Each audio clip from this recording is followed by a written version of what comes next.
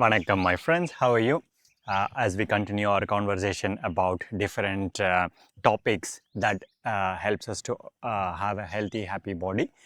Today's topic is the exact opposite of yesterday. Yesterday we were talking about exercises and mobility. Today is the counter of that, which is sleep. Sleep is one of the most essential requirement for human beings. An adult has to sleep between 7 to 9 hours. But in modern times, what has happened is that because we are so distracted by social media, by our work, by stress, that sleep is becoming a luxury rather than a necessity. So in this video, we are going to talk about the 10 things that we can focus so that we can have a healthy, happy quality of sleep. First, we are going to talk about why sleep matters. We are going to talk about the sleep cycles and deep rest that comes in the sleep cycle. And we are going to talk about the effect of sleep deprivation, and creating a very good sleep routine is the fourth point. Reducing screen time before bed is an important element of today's conversation. Role of melatonin, this hormone that is produced in the brain that helps us to sleep, is part of our conversation as well. We are going to also speak about sleeping positions and posture, and we are going to talk about different kind of food that can help you to have a good quality sleep. Meditation and relaxing techniques that can also help you to fall asleep faster. It will be discussed later.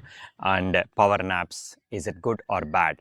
In extension, yoga nidra and other aspects of things. These are the topics that we will discuss in detail in the long format video. Continue to stay with me so that this important aspect of our day-to-day activity can be discussed in detail. As we continue our conversation, we spend on an average 7 to 8 hours, 7 to 9 hours of our time in sleep. That is almost 1/3 of our life you are spending in time. And how have you ever thought about this 1/3 of your life? When you're awake, you're always planning, I want to do this, I want to do this, I wanted to get the best out of my waking time. But how about the sleeping time? Why don't we find ways and needs and tools to maximize our sleep and to get the maximum out of sleeping? Because sleep is not about rest, it's the time that your body, all the cells in your body including your brain, repairs its cells and our emotions are reset. Research from National Sleep Foundation finds that the adults needs on an average 7 to 9 hours, and 35 to 50% of adults are not getting this quality sleep, this quantity of sleep, leave alone the quality of sleep that is needed along with that. So if you don't get this much hours of sleep, what is happening is that your body is not reset, your cells are not reset, and you are waking up more tired, and this sleep, we call this the lack of sleep, just adds on. So sleep is an essential part of your day-to-day life. That is why in the olden traditions, in the Indian traditions, that for example, when I come out, when there is no sun, we sleep. So around 6:37 in the evening we go to sleep, and from there until 4:30, when the first light comes out, the Brahma Muhurta, we wake up. And this used to be the norm. Now because of the invention of light, because of the invention of television, because of the invention of social media, what has happened is that from this, the time is pushed to around 10 in the night, 11 in the night, and where the quality of the sleep that we get after 11 is very different than the quality of sleep you get during the early times of the night. So try to sleep try to get this 7 to 9 hours of sleep. And the second point that we discussed today is the different sleep cycles and the deep rest. Our sleep runs almost in a 90-minute cycle, moving through light sleep, deep sleep, and REM sleep, random eye movement sleep. So deep sleep is where our muscle repair happens, and REM is when dream and the processing and the emotions, all this is processed. So we are looking for these two aspects of our sleep, and light sleep is the one that that allows you to arrive to this. what is happening in the modern times is that the deep sleep and REM sleep are reduced, and this deep sleep and REM sleep becomes more and more active during the second and the third cycle. If you are going to sleep like 8 in the night or 9 in the night, you get to have many deep sleep cycles and many deeper REM sleep. But if you go to sleep at 11 in the night or 12 in the night, for example, the quality of this REM sleep and deep sleep is really bad, and that is not allowing us to maximize the sleeping quality. So deep sleep studies show that missing REM sleep affects muscle, affects memory, creativity, and can create mental health. Imagine when you don't sleep for 1 or 2 days, you know how groggy you can become. So that is a discussion about of the next topic, which is effect of sleep deprivation. If you think skipping sleep is harmless, you have to really rethink about it. Research from Harvard Medical School's sleep links sleep deprivation to weight gain, heart disease, and weakened immunity. It reduces the focus and increases stress hormone. Basically, bad sleep is equal to bad quality of life. As simple as that. Yeah. So this medical study, this study really tells us that we needed to focus on this 8 hours, 7 hours of our life as much as we do for the rest of the 16 hours. The best way to maximize this 8 hours is by creating a sleep routine. So one of the best way is to create sleep routine. A sleep routine is something where you have a fixed time, where fixed time and a ritual where you go to sleep, and you sleep through for a specific set of hours, and you come out through a ritual in a very specific time. This is what we call sleep routine. Yeah, maintaining constant bedtime is what creating sleep routine is. And whatever that routine is, some of us work during the night as well. That is completely against our circadian rhythms. Our body is super confused. But by creating these checks and balances of having a correct sleep routine, we might be able to get over that. So circadian rhythm is a natural clock that is there in our body, and this natural clock is normally connected with the sun. So your body always goes along with the sun, and when the sun is awake, your body is awake. When the sun is going to go down, we are going to slow down. Yeah. And in modern times, our focus, our concentration is the main source of resource that social media is requesting us. What we are happening is that we are increasing the screen time, and that is creating distractions, keeping our body and mind in delta. Instead of bringing us to delta theta state, our social media, our screen time, our stress, our day-to-day life itself is keeping us in alpha beta state of mind, and dialing down towards the end of the night becomes difficult, and all we do is have a light sleep. And as we discussed earlier, we don't go to the deep sleep and REM sleep, so our muscles does not get reset, our muscles does not grow and repair, our mind, our emotions are not processed, and then all this adds up to the increased stress. So creating a sleep routine can help you to get away from these problems. The next one is reducing screen time before bed. Screens are our sleep's worst enemy. Yeah, the blue light from the phones and laptops suppresses melatonin, the hormone that makes you sleep. Study from the University of Toronto found that blocking blue light at night improve melatonin production. So what you can do is you can create a ritual where you will stop using your phone 30 to 40 minutes before you arrive into the bed. Maybe you have a rule that you don't bring your laptop into your sleeping place, so that you change the light bulb to infrared rather than blue lights, so that it creates atmosphere to produce this melatonin that helps you to sleep. And also going for a brisk walk and stretching before you go to bed definitely allows you to stop using screens and also start dialing down. Many people ask us about the role of melatonin. Melatonin is a natural sleep hormone and released in response to darkness in the brain. So artificial lighting confuses our body. So our body is not producing the melatonin that it needs to produce in the right time. For example, we have bright lights during 10 in the night. For example, your body has a different rhythm, and the outside lights tells us something rhythm. And because of this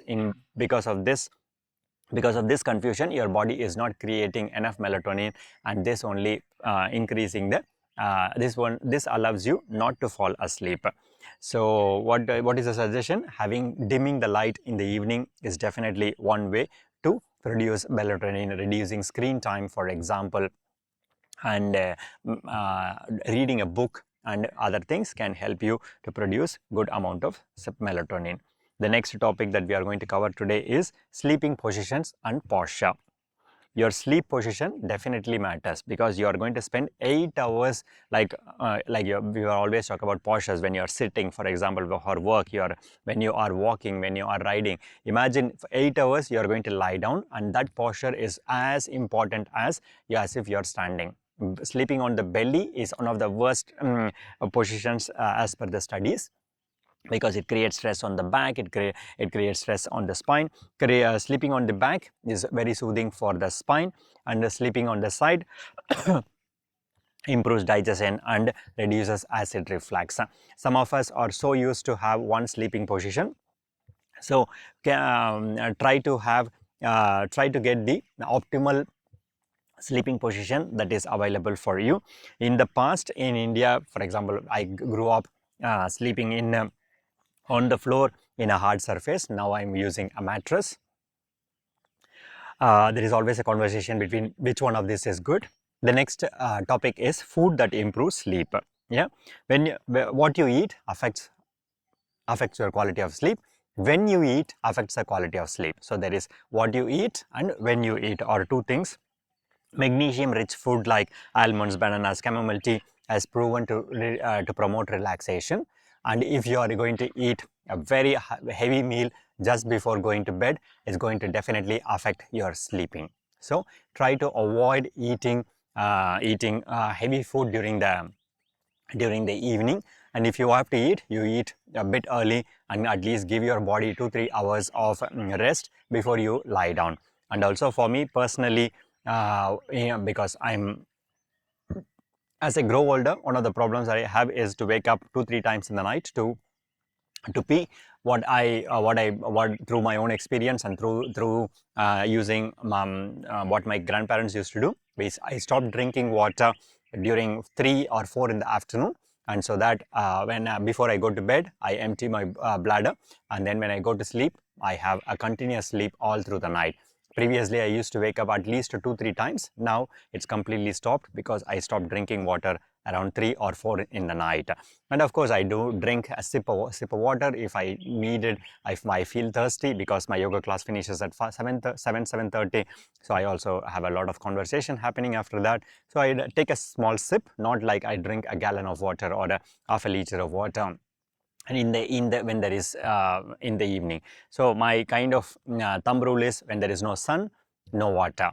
When there is no sun, no food. This allows you to for your body to go into this sleeping mode rather than a constant working mode. Of course, I'm not telling that I do this every day. I also go to dinner once in a while, and during that time I also try to go sleep bit later, so that my body can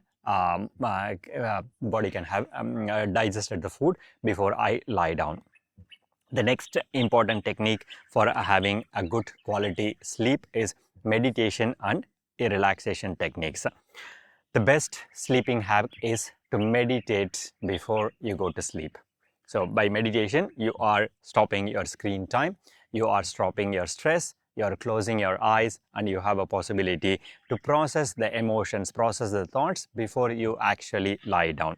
So there are researchers that tells us that mindful meditation reduces insomnia, and proper relaxation techniques like yoga nidra and listening to some sound healing techniques, where music from singing bowls and other kind of music techniques helps us to relax our mind. And because we from alpha beta state of mind, we are in delta theta state of mind, falling asleep becomes more and more easier.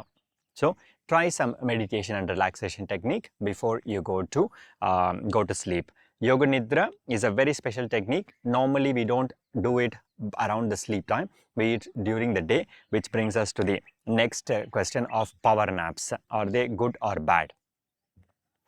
Study shows that if 26-minute power nap improves alertness by 54%. This is a study done by NASA. But it is 24 minutes. Imagine you are sleeping 2 hours in the day. You are going to wake up very groggy because our sleep cycle is 90 minutes. So when you sleep more than 24 minutes, you are confusing your body, you are confusing your mind. So that is when Yoga Nidra steps in. It's a beautiful practice where you listen to a script, either spoken by yourself or by others, where when you go into this deep relaxed state of meditation, deep relaxed state of sleeping, but at the same time you are conscious, and then you come out of the Yoga Nidra with in a very conscious way.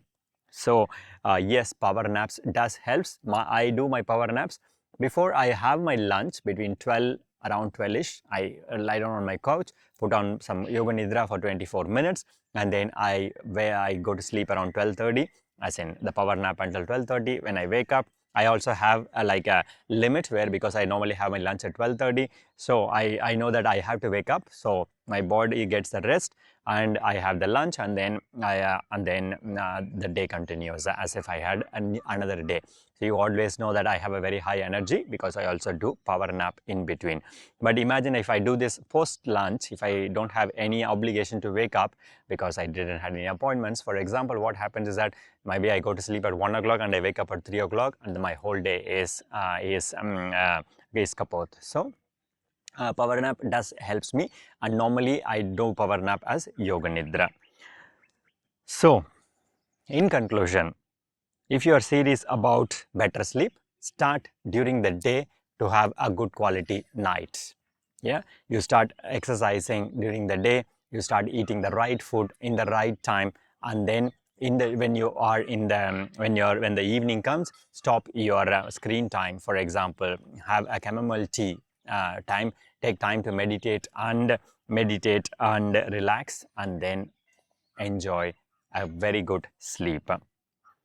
And as usual, my intention is to bring what I experience personally, so that you can relate it to your life and take the tips from this video and create your own sleeping rhythm and sleeping pattern, so that you can have an efficient and healthy sleep. We spend 1/3 of our life there, so please do take care of that part of your life as well. Subscribe, share, and like this video so that we can reach out to more people. Thanking you. It's a beautiful day today. A lot of mist around us. Very rarely we find this in Oroville, in this magical southern India place where we have a community of it's a community of 3,000 people from 53 nationalities. And today is one of those winter days that many of my Western friends and colleagues will enjoy. Any case, see you soon, and Nandri Vanakkam.